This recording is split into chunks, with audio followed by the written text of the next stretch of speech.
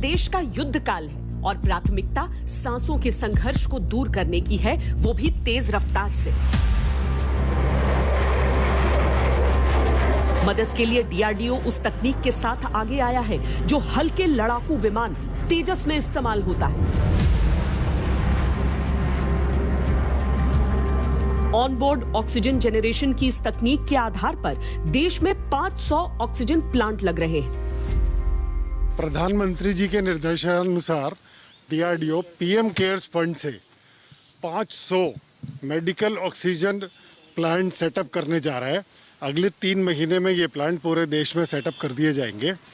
In fact 5 plants तो बहुत जल्दी ही दिल्ली रीजन में गवर्नमेंट हॉस्पिटल्स में सेटअप किए जा रहे हैं। ये तकनीक एलसीए तेजस की ऑनबोर्ड ऑक्सीजन जनरेशन टेक्निक के आधार पर बनाई गई है। इसकी टेक्नोलॉजी टाटा एडवांस सिस्टम और ट्राइडेंट न्यूमेटिक्स को भी ट्रांसफर कर दी गई है।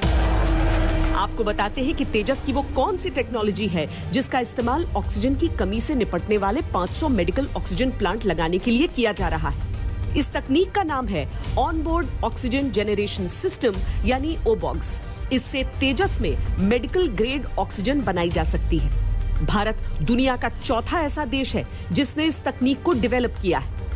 हजारों फीट की ऊंचाई पर उड़ान भरने के कारण ऐसे फाइटर विमानों में ऑक्सीजन की आवश्यकता होती है। लिहाजा ये तकनीक विकसित की गई थी जिससे हवा से ही ऑक्सीजन निकाली जाती है और नाइट्रोजन को अलग कर दिया जाता है। ये तकनीक करीब 90 से 96% तक शुद्ध ऑक्सीजन दे देती है। कोरोना के समय में डीआरडीओ ने यह तकनीक प्राइवेट कंपनियों को दे दी है। ये प्रणाली एक समय में 190 मरीजों को 5 लीटर प्रति मिनट के फ्लो रेट से ऑक्सीजन पहुंचाती है और प्रतिदिन 195 सिलेंडर्स को चार्ज किया जा सकता है। इससे लोगों को ऑक्सीजन के मामले में बहुत राहत मिलेगी। हॉस्पिटल्स में अपना ही प्लांट होगा, वो बाहर से ऑक्सीजन पर निर्भर नहीं करेंगे। आशा की जा रही है कि इस कदम से देश में पेंडेमिक से लड़ने में काफी सफलता मिलेगी।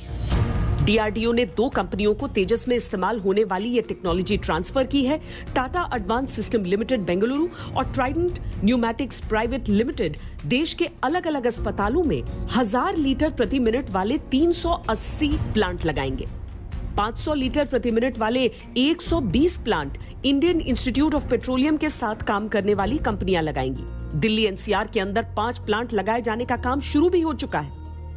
अस्पतालों में इस तरह के प्लांट लगने से सिलेंडर्स पर उनकी निर्भरता खत्म हो जाएगी, खास तौर पर गांव और दूर दराज के इलाकों में। फिलहाल पूर्वोत्तर और लेह लद्दाख में सेना के कुछ अस्पतालों में